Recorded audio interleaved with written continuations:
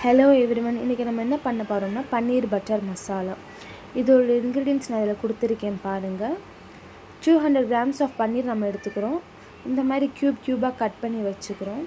Next ஒரு பேனில் கொஞ்சம் நெய் ஊற்றி நம்ம கட் பண்ணியிருக்க பன்னீர் என்னமோ இதில் போட்டுக்கிறோம். கொஞ்சம் கலர் மாறினதும் தனியாக எடுத்து வச்சுக்கோங்க. நெக்ஸ்ட் கட் பண்ணி வச்சுருக்க வெங்காயம், தக்காளி, முந்திரி இது மூணுமே அந்த நெய்யிலே போட்டு பச்சை வாசனை போகிற மாதிரி வதக்கி தனியாக எடுத்து வச்சுக்கோங்க. கொஞ்சம் ஆறுனதும் மிக்சியில் போட்டு நம்ம பேஸ்ட் மாதிரி ஆக்கி வச்சுக்கிறோம். அடுத்து சோம்பு, பட்டை, கிராம்பு, ஸ்டார், இலை இது எல்லாத்தையுமே எண்ணெயில் போட்டு வதக்கிக்கிறோம். நம்ம அரைச்சி வச்சுருந்த பேஸ்ட் எடுத்து நெக்ஸ்ட் இதில் போட்டுட்டு தேவையான அளவு நம்ம மிளகாத்தூள் சேர்த்துக்கிறோம். நான் அதில் 2 tablespoon ஆஃப் மிளகாத்தூள் போட்டிருக்கேன். அப்புறம் இஞ்சி பூண்டு பேஸ்ட்டு ஒரு இது போட்டிருக்கேன். கிரேவிக்கு தேவையான அளவு தண்ணி கொஞ்சம் சேர்த்துக்கோங்க. நல்லா கலந்து விட்டுட்டு கொஞ்சம் உப்பு போட்டுக்கோங்க. நல்லா மிக்ஸ் பண்ணிக்கோங்க.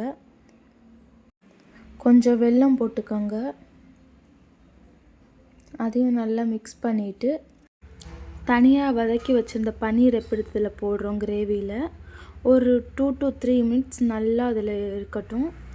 ஃபைனலாக கொத்தமல்லி போட்டுட்டு நல்லா மிக்ஸ் பண்ணிக்கோங்க. ஃபைனலி பட்டர் ஆட் பண்ணிவிட்டு நம்ம க்ளோஸ் பண்ணி வச்சுருவோம். நம்ம இப்போ செஞ்சு வச்சுருக்க பன்னீர் பட்டர் மசாலா சப்பாத்தி கூட சாப்பிட்டோம்னா டேஸ்ட் சான்ஸ்லெஸ் வேறு லெவலில் இருக்கும். ட்ரை பண்ணுங்கள்.